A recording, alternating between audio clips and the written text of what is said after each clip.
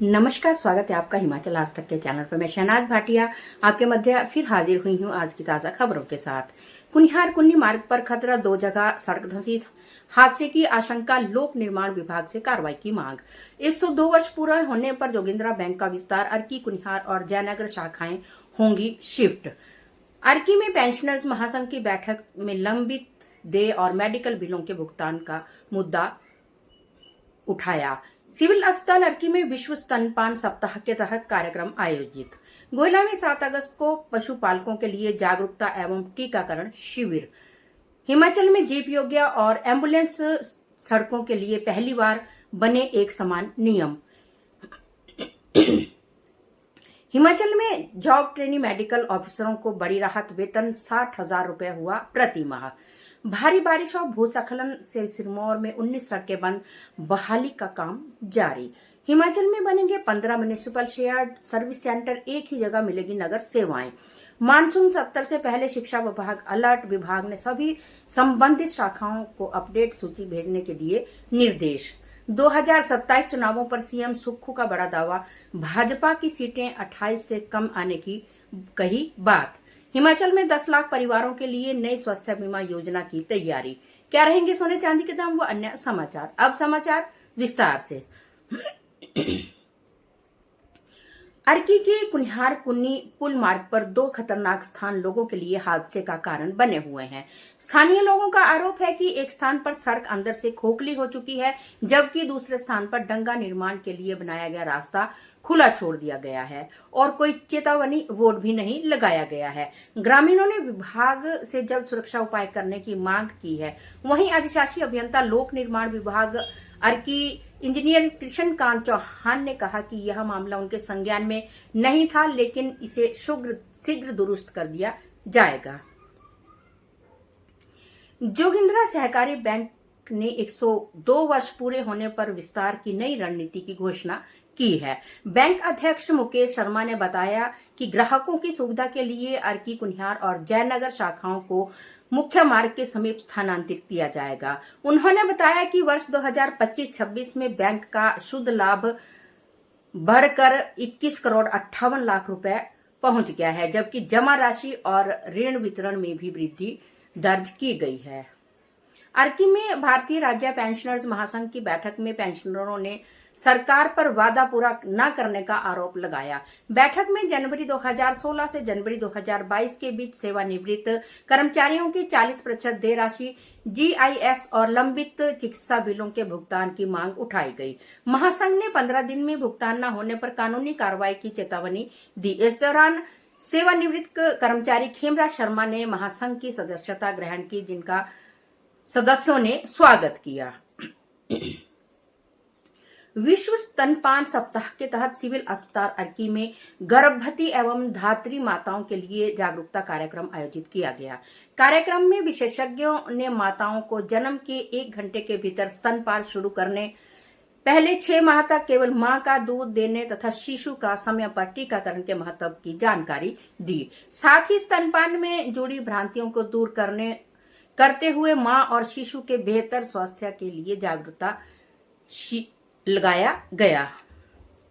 ग्राम पंचायत गोयला में 7 अगस्त को सुबह 10:30 बजे पंचायत भवन में पशुपालकों के लिए बीमारी एवं टीकाकरण जागरूकता शिविर आयोजित किया गया।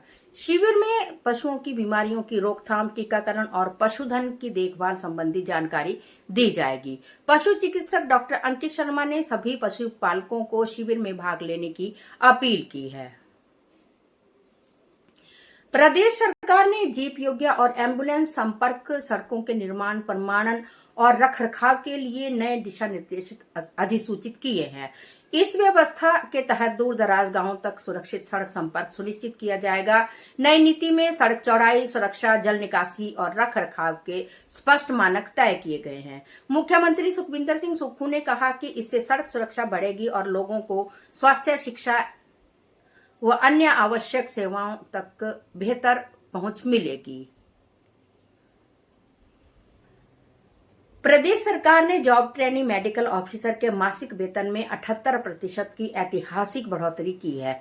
मुख्यमंत्री सुखविंदर सिंह सुक्खू की अध्यक्षता में स्वीकृति के बाद उनका वेतन 33,600 रुपए से बढ़ाकर 60,000 रुपए प्रति माह कर दिया गया है। सरकार का कहना है कि इस फैसले से विशेषज्ञ चिकित्सकों को सरकारी स्वास्थ्य संस्थाओं में सेवाएं देने के लिए प्रोत्साहन मिलेगा और स्वास्थ्य सेवाएं और मजबूत होंगी।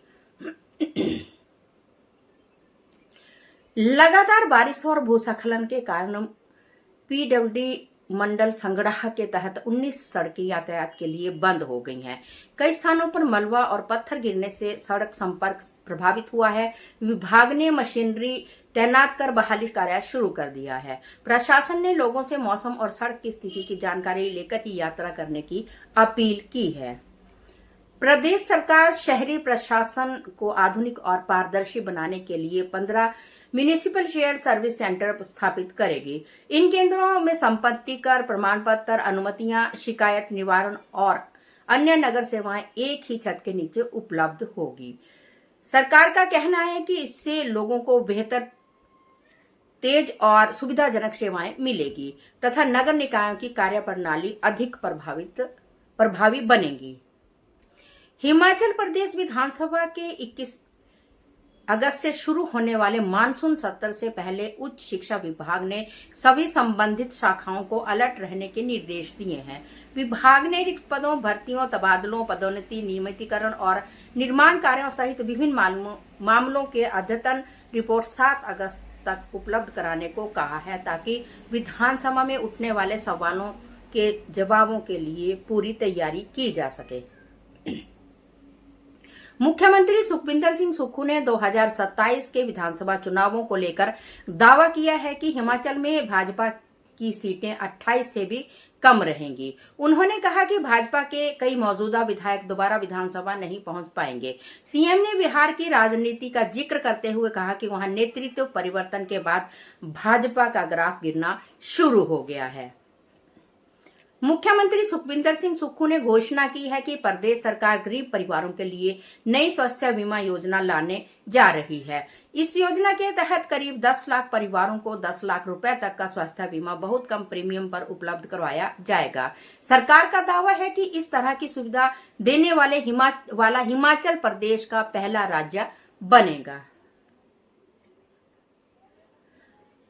तो चलिए चलते हैं सोने और चांदी के दामों की ओर। आज सोने के दाम में तेजी आई है। आज सोना 1,36,822 कैरेट 916 हॉलमार्क हो गया है, जबकि चांदी के दाम में भी बढ़ोतरी हुई है। आज का चांदी का दाम 235 पर ग्राम है और 2350 रुपए तोला है। अभी आगे सोना और चांदी के दामों में उछाल आने की संभावना है। इसी के साथ आज के समाचार समाप्त हुए। में शहनाज भाटिया के साथ पवन कुमार सिंह व मनोज शर्मा की रिपोर्ट। देखते रहिए हिमाचल आज तक, जो प्रदेश की हर खबर सबसे पहले पहुंचाता है आप तक।